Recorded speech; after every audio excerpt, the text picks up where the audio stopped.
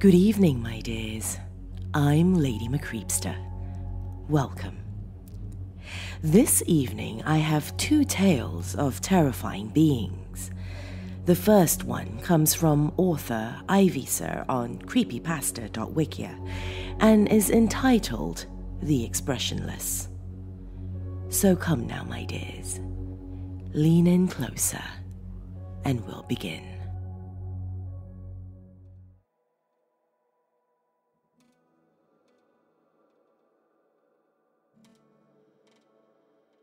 In June 1972, a woman appeared in Cedars-Sinai Hospital in nothing but a white, blood-covered gown. Now, this in itself should not be too surprising, as often people have accidents nearby and come to the nearest hospital for medical attention, but there were two things that caused people who saw her to vomit and flee in terror. The first being that she wasn't exactly human. She resembled something close to a mannequin, but had the dexterity and fluidity of a normal human being. Her face was as flawless as a mannequin's, devoid of eyebrows and smeared in makeup. There was a kitten clamped in her jaws, so unnaturally tight that no teeth could be seen, and the blood was still squirting out over her gown and onto the floor. She then pulled it out of her mouth, tossed it aside, and collapsed. From the moment she stepped through the entrance to when she was taken to a hospital room and cleaned up before being prepped for sedation, she was completely calm, expressionless, and motionless. The doctors thought it best to restrain her until the authorities could arrive, and she did not protest. They were unable to get any kind of response from her, and most staff members felt too uncomfortable to look directly at her for more than a few seconds. But the second the staff tried to sedate her, she fought back with extreme force. Two members of staff had to hold her down as her body rose up on the bed with that same blank expression. She turned her motionless eyes towards the male doctor and did something unusual. She smiled. As she did, the female doctor screamed and let go out of shock. In the woman's mouth were not human teeth, but long, sharp spikes. Too long for her mouth to close fully without causing any damage. The male doctor stared back at her for a moment before asking, "What in the hell are you?" She cracked her neck down to her shoulder to observe him, still smiling. There was a long pause. The security had been alerted and could be heard coming down the hallway. As he heard them approach, she darted forward, sinking her teeth into the front of his throat, ripping out his jugular and letting him fall to the floor, gasping for air as he choked on his own blood. She stood up and leaned over him, her face coming dangerously close to his as the life faded from his eyes. She leaned closer and whispered in his ear, "I am God." The doctor's eyes filled with fear as he watched her calmly walk away to greet the security men. His last ever sight would be watching her feast on them one by one. The female doctor who survived the incident named her the Expressionless. There was never a sighting of her again.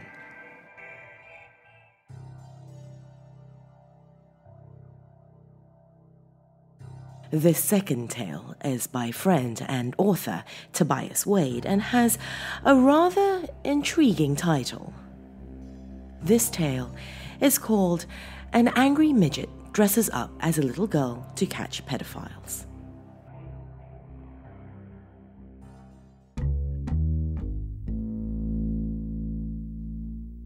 Read the title? Good. Then you're up to speed with what's going on. Laptop, 15% batteries. Better keep this moving. I'm hiding behind a tree with Mark Brenham as I'm writing this, although lately he's been more commonly known as Stacy. Pretty soon, a 42-year-old man with a wife he cares nothing about is going to drive up the dirt trail. The man has been getting to know Stacy for the last few days at a nearby park. She seemed to like him, but the man was shy about meeting Stacy's parents.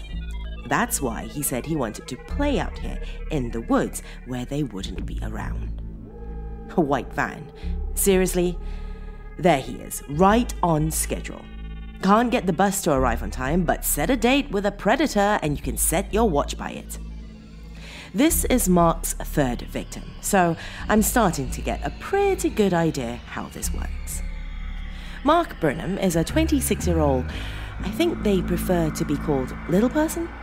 He suffers from a hormone disorder which causes proportionate dwarfism, rendering him 4 feet tall but otherwise remarkably normal. Turns out a clean shave and a baggy sweater are enough for him to pass off as a little, albeit chubby, 8-year-old girl named Stacy. I'm watching the 42-year-old climb out of the van. He's looking up and down the trail like he's afraid someone is watching. Bastard doesn't have a clue what's coming. Anyway, I met Mark a couple of weeks ago in our group therapy. I'm not going to go into the details, but it's enough to know that we both survived a traumatic experience as kids. We got to talking. You know, you can't avoid the awkward small talk after someone just confessed to being turned into a hand puppet. And Mark tried to lighten the mood by making a joke about being the only one who never gets too old for pedophiles. It wasn't a good joke, but our intentions were. The 42-year-old man is calling for Stacy. Mark straightens his wig and we exchange a maniacal grin. It's hard not to laugh while Mark calls out in that shrill, childish voice. The man has spotted Mark now. He's coming this way. Mark scampers further up the hill, calling for him again. We have to lure him a bit further into the woods so no random hikers will interrupt his execution. The man has passed me now. I'm going to follow in a minute. I've got a handgun with me for backup just in case. I'm not very good with it, but fortunately I didn't have to use it the first 2 times. Mark is a wizard with his butterfly knife and can make a man scream like you wouldn't believe. Deep breath, and go.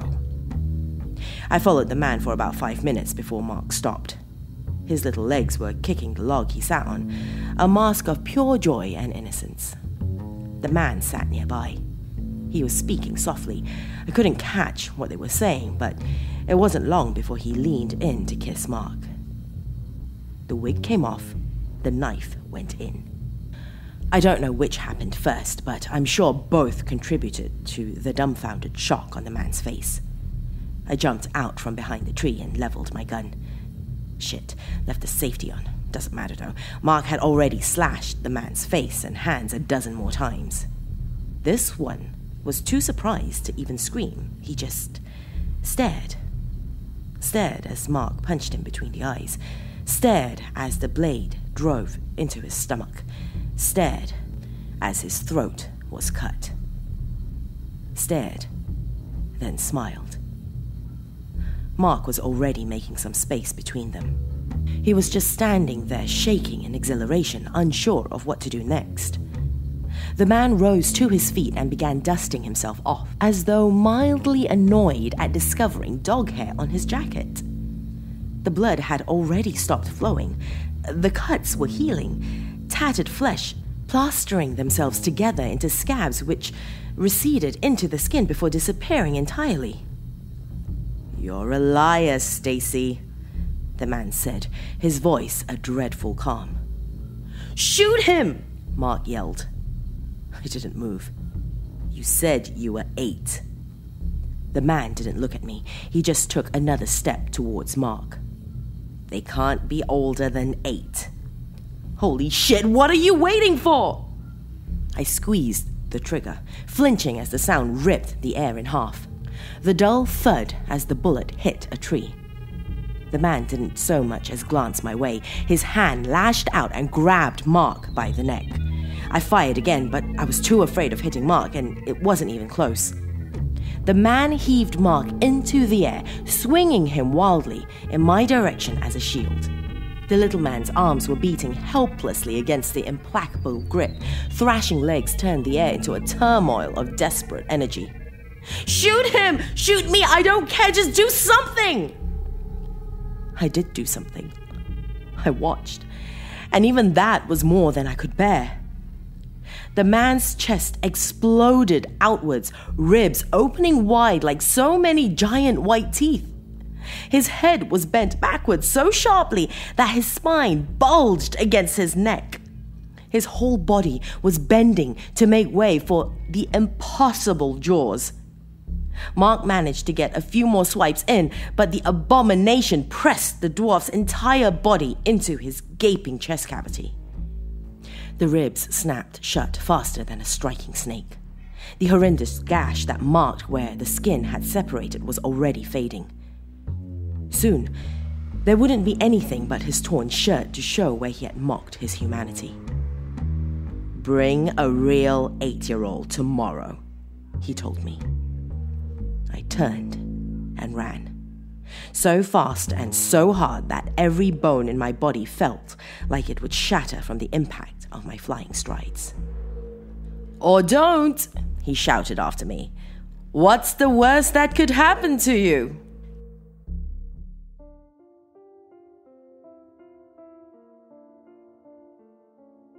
Two tales of terrifying beings for you. I do hope you enjoyed them both. If you would like to listen to more stories, consider becoming a member of my dark family on Patreon. For as little as $1 a month, you will have access to my Patreon-only stories. For a little more, you will also receive discounts on my Dungeon Essentials, what you mortals call merchandise, as well as little thank you goodies in the mail. That's all for this evening, my dears. Once again, thank you for joining me. Until next time, sweet dreams.